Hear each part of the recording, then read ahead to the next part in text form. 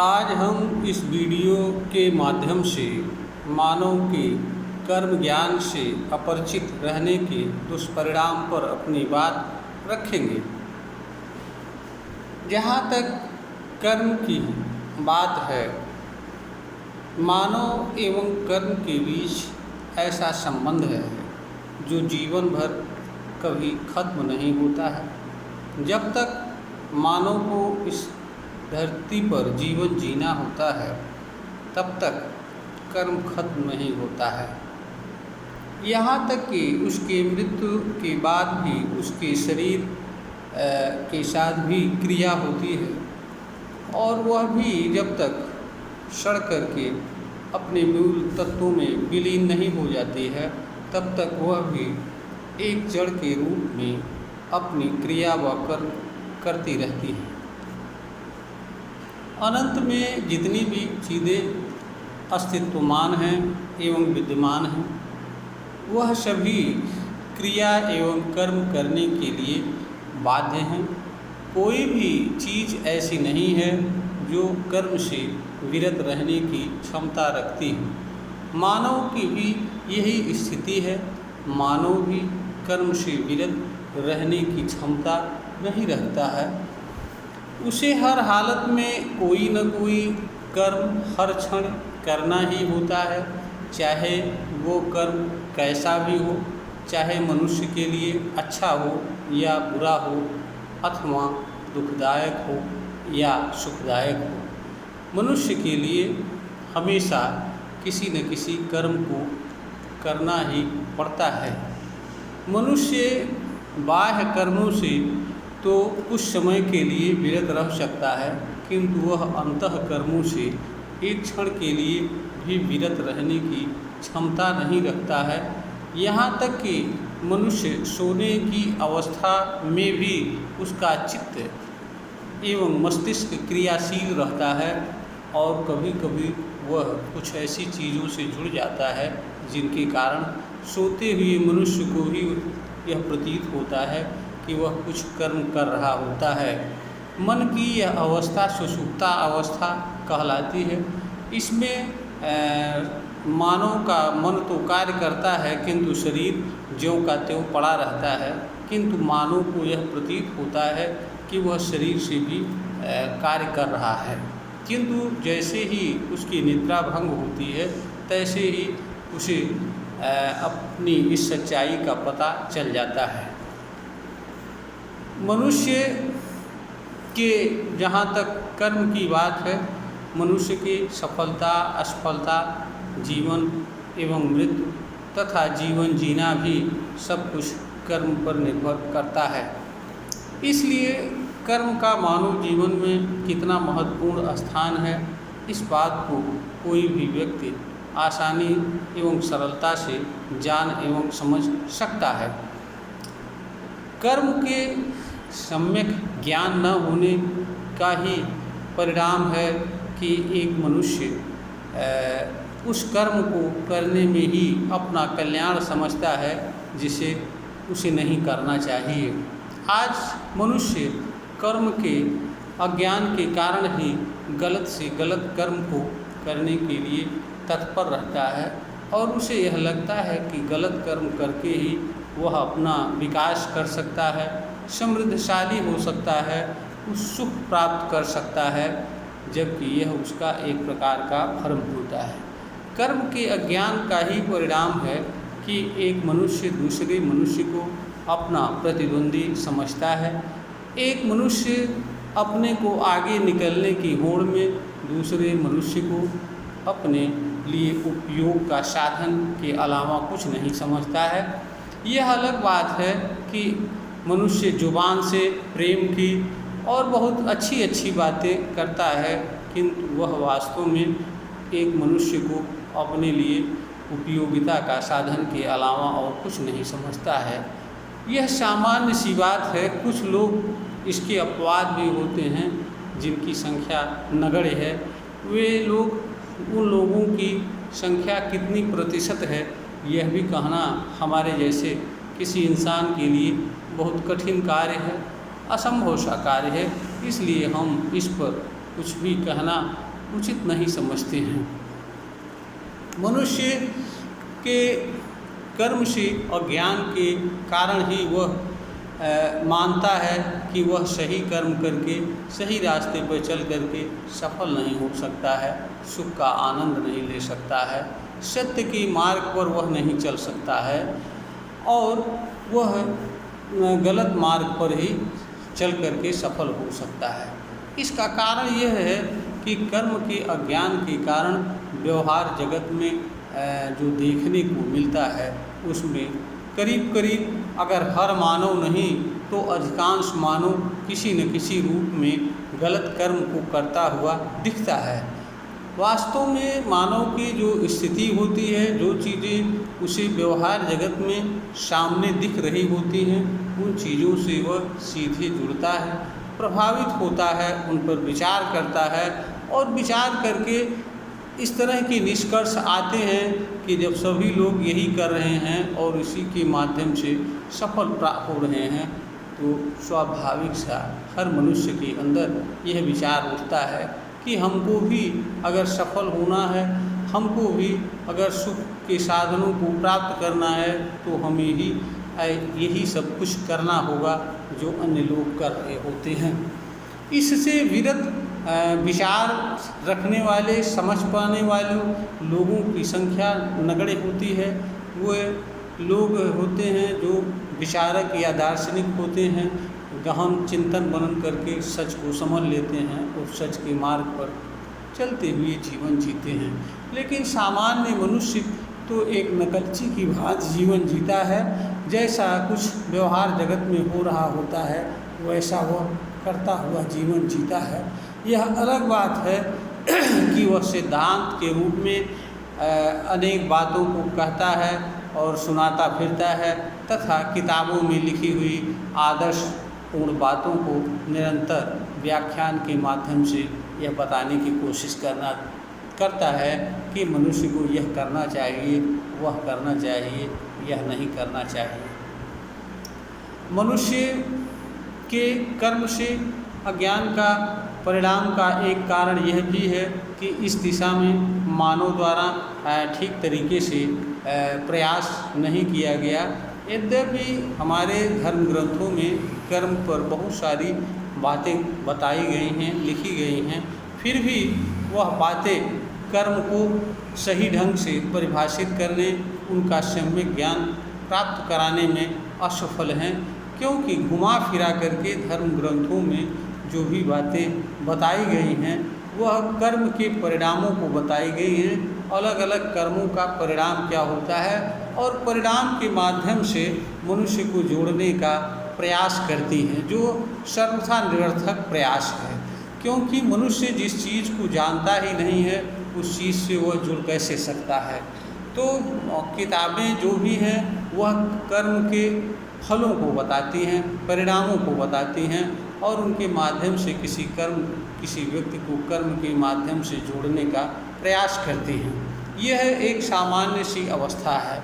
वस्तु स्थिति जो मानव समाज के व्यवहार जगत की है या जो कुछ चीज़ें हमारे सामने लिखी पढ़ी हुई हैं उनमें मनुष्य को यही दिखाई देता है कि मनुष्य जितनी भी भौतिक सफलताएं प्राप्त कर रहा है उसमें उसका छल कपट बल और ना जाने क्या क्या चीज़ें हैं जिनके माध्यम से अधिकांश लोग आगे बढ़ रहे हैं।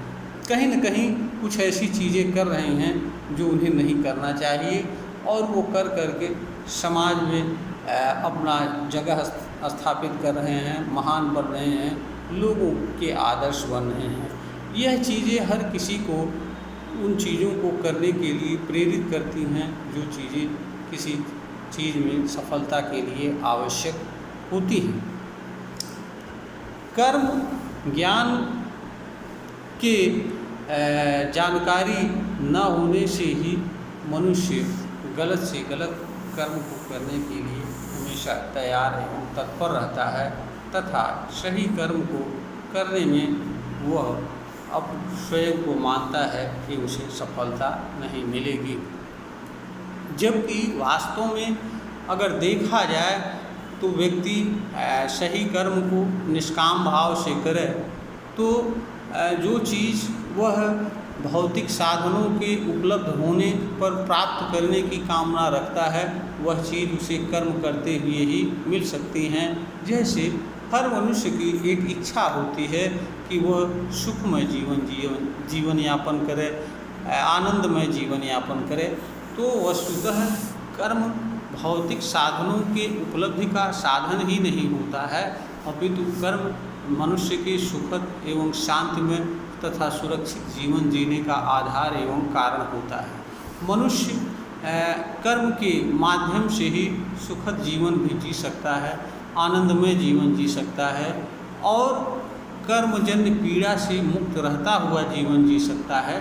इसके लिए उसे अलग से किसी कर्म को करने की आवश्यकता नहीं होती है। ईश्वरीय आराधना, भक्ति आदि को भी करने की आवश्यकता नहीं होती है, क्योंकि ईश्वर को मनुष्य के कर्म से कुछ लेना देना नहीं होता है। जिस रूप में बताया जाता है ईश्वर को, उस रूप में वास्तव में उससे कोई लेना देना नहीं रहता है और न मानव की भक्ति एवं आराधना का उस पर कोई असर एवं प्रभाव पड़ता है और ना ही ईश्वर मनुष्य से इस तरह की कोई अपेक्षा करता है कि मनुष्य या कोई चीज़ उसकी आराधना करे और उसकी चरण वंदना करे, क्योंकि वह ना तो जड़ होता है, न चेतन होता है और न गति स्वरूप होता है और ना ही इन तीनों चीज़ों से बनी हुई मानव या मानव जैसी कोई संरचना होती है। वह इन चीज़ों से सर्वथा पृथक होता है। उसे सर्वशक्तिमान कहा जाता है, जिसका सरल एवं सीधा अर्थ है शक्ति से। तो शक्ति का कोई अपना रूप स्वरूप नहीं होता है, वह उस पर किसी चीज़ की क्रिया एवं कर्म का प्रभाव नहीं पड़ता है। एक्चुअल मनुष्य को भाग्य, अभाग्य, दुर्भाग्य, सौभाग्य, पीड़ा, हताशा, निराशा, यह सब कुछ उसके ही कर्मों के अलग अलग परिणाम हैं या दूसरे मनुष्य द्वारा किए जा रहे कर्मों के दुष्परिणाम हैं। इनसे बचने का एक ही उपाय मनुष्य के पास है कि वह कर्म की ठीक तरह से जानकारी प्राप्त करे और वह कर्म करे जिससे उसे कर्म एवं अन्य तरह की पीड़ाओं से मुक्त जीवन जी सके। कर्म केवल यही नहीं है कि मनुष्य को करना है, कर्म यह भी कहता है कि जानकारी करके कर्म करो, क्योंकि कर्म से तुमको पीड़ा एवं दुख भी मिल सकती है, असफलता भी मिल सकती है और अज्ञानपूर्ण कर्म मनुष्य को दुख के अलावा कुछ नहीं देता है। आज मनुष्य अज्ञान के कारण ही एक मनुष्य दूसरे मनुष्य का दुश्मन बन बैठा हुआ है। अनेक मजहबी आधार पर वह एक दूसरे से लड़ रहा है, जबकि कर्म का कोई मजहब नहीं होता है, कोई जाति नहीं होती है, कोई वर्ग नहीं होता है और किसी मनुष्य से उसे कुछ लेना देना नहीं होता है। कर्म हर चीज़ों के साथ एक समान व्यवहार करता है, वह किसी के साथ कोई व्यवहार नहीं, भेदभाव नहीं करता है। मनुष्य जिस कर्म को करता है उसी कर्म का उसे कर्मफल एवं कर्म का परिणाम तथा उसी तरह के कर्म का प्रभाव भी उसके ऊपर पड़ता है। ऐसा नहीं होता है कि मनुष्य कर्म कुछ और करे और उसका फल कुछ और मिले। तो मनुष्य के लिए यह जानना आवश्यक होता है कि वह कौन सा कर्म करे, कौन सा कर्म न करे और किस कर्म को करने में उसका भलाई है, किस कर्म को करने में भलाई नहीं है तथा किस कर्म को करने से दूसरों को पीड़ा एवं तकलीफ पहुँच सकती है और किस कर्म को करने से दूसरों को सुखद एवं आनंदमय जीवन मिल सकता है। क्योंकि अगर हम अपने कर्म से किसी अन्य व्यक्ति को पीड़ा एवं दुख पहुँचाएंगे तो वह निश्चित ही बदले में प्रतिक्रिया स्वरूप ऐसा कर्म करेगा जो हमारे लिए भी पीड़ा एवं दुख का कारण बने। भले ही कोई व्यक्ति कमजोरी के कारण, भय के कारण या स्वार्थ के कारण या किसी अन्य चीज़ के कारण हमारे बुरे कर्मों का विरोध न करे या हमारे सामने आकर के कोई ऐसा काम न करे जिससे हमको सीधे तौर पर पीड़ा एवं तकलीफ हो, किंतु वह वास्तव में प्रत्यक्ष अथवा अप्रत्यक्ष रूप से अथवा किसी अन्य रूप में कभी न कभी किसी न किसी रूप में कोई न कोई ऐसा कर्म अवश्य करता है जो हमारे लिए पीड़ा एवं दुख का कारण बनता है। हम दूसरों को पीड़ा एवं दुख दे करके उनसे यह अपेक्षा करें कि वह हमारे लिए फूल बरसाएंगे, ऐसा भी संभव नहीं होता है। कोई भी चीज़ एक तरफा नहीं होती है। इसलिए मनुष्य का यह कर्तव्य बनता है कि वह कर्म का सम्यक ज्ञान प्राप्त करे, जिससे उसे अपने कर्म से न पीड़ा एवं तकलीफ हो, दूसरों को किसी प्रकार की पीड़ा एवं तकलीफ ना हो। कर्म का बृहद इफेक्ट प्रकृति पर भी पड़ता है। हमारे सामने अनेक तरह के प्रकृति में विद्यमान प्रदूषण इसके उदाहरण हैं। इसलिए मनुष्य का यह कर्तव्य बनता है कि वह ऐसा कोई कर्म ही न करे जिससे प्रकृति प्रदूषित हो। प्रकृति यथावत रूप में बनी रहे, इसी में मानव सहित समस्त प्राणियों का कल्याण है, वनस्पतियों का कल्याण है। क्योंकि प्रकृति में एक जीवन दूसरे जीवन पर निर्भर करता है। यहाँ सह अस्तित्व है, एक का अस्तित्व दूसरे पर निर्भर है, साथ साथ जीने का अवसर है। यह नहीं है कि एक जिंदा रहेगा और दूसरा बच जाएगा। उदाहरण के लिए वनस्पतियों का अस्तित्व जंतुओं पर और जंतुओं का अस्तित्व वनस्पतियों पर। अगर एक का अस्तित्व न रहे तो दूसरे का अस्तित्व अपने आप चला जाएगा। तो सह अस्तित्व और सह जीवन को समझना और उसके अनुसार मनुष्य के लिए कर्म करना ही मानव के कल्याण का मार्ग है। मनुष्य कर्म के सम्यक ज्ञान के बिना इस धरती पर सुखद आनंदमय जीवन जीने की क्षमता नहीं रखता है। आज अधिकांश मनुष्य हताश है, निराश है, जीवन को वह असफल समझता है, जीवन को अनुपयोगी समझता है, व्यर्थ समझता है। तो इसका कारण यह है कि उसके द्वारा जो उस कर्म किया जा रहा है वह उसे नहीं किया जाना चाहिए था। वह अज्ञानवश ऐसे कर्म को निरंतर करता जाता रहता है जिसे उसे नहीं करना चाहिए, जिसका परिणाम उसके सामने दुख के रूप में, असफलता के रूप में, हताशा के रूप में, निराशा के रूप में एवं यह समझ में आतना कि उसका जीवन व्यर्थ है, निरर्थक वह जन्म लिया, उसके जीवन का कोई मतलब नहीं है। यहाँ तो सिर्फ दुख है, पीड़ा है, यहाँ सुख कद जीवन संभव नहीं है। यहाँ तो जन्म मनुष्य को पूर्व जन्मों का कर्म भोगने के लिए मिलता है और यहाँ के अलावा कहीं और जगह है जहाँ पर सुखद जीवन जैसी कोई चीज़ है, वो शायद स्वर्ग है या जन्नत जैसी कोई चीज़ है, जबकि वास्तव में ऐसी भी कोई चीज़ नहीं है। तो यह सब कुछ जो मनुष्य को अनुभूति होती है उन सब के पीछे मनुष्य का गलत कर्म है। ऐसे कर्म हैं जिनको मनुष्य द्वारा नहीं किया जाना चाहिए। मनुष्य अगर इन सभी चीज़ों से बचना चाहता है तो उसके लिए यह आवश्यक है कि वह सही कर्म को निष्काम भाव से करे। जहाँ तक कर्मफल की बात है तो कर्मफल कर्म के अनुरूप ही प्राप्त होता है, उससे विरत कोई चीज़ प्राप्त नहीं होती है। दूसरी बात यह भी है कि कर्मफल मनुष्य की चिंता एवं दुख का कारण नहीं होता है, क्योंकि कर्मफल पर मनुष्य का वश नहीं होता है। जो चीज़ें मनुष्य के वश में न हो या जो चीज़ें मनुष्य के नियंत्रण में न हो, वह चीज़ें मानव के दुख एवं पीड़ा का कारण नहीं होनी चाहिए। यह बात हर मनुष्य को समझना चाहिए। मनुष्य का काम केवल अच्छे कर्म को निष्काम भाव से करना ही होता है। इसके उपरांत सारी चीज़ें मनुष्य के पास स्वतः आवश्यकता एवं समय के अनुसार मिलती रहेंगी। इसके लिए मनुष्य को अलग से कुछ कर्म करने की आवश्यकता नहीं होती है। यह मेरा अपना कर्म के संबंध में अनुभव है जिसे हम आप लोगों से इस वीडियो के माध्यम से शेयर कर रहे हैं। यह वीडियो ज्ञानवर्धन हेतु बनाई गई है। श्रोता को अगर ज्ञानवर्धन के योग्य प्रतीत होता है तो इसे लाइक करें, शेयर करें और सब्सक्राइब करें।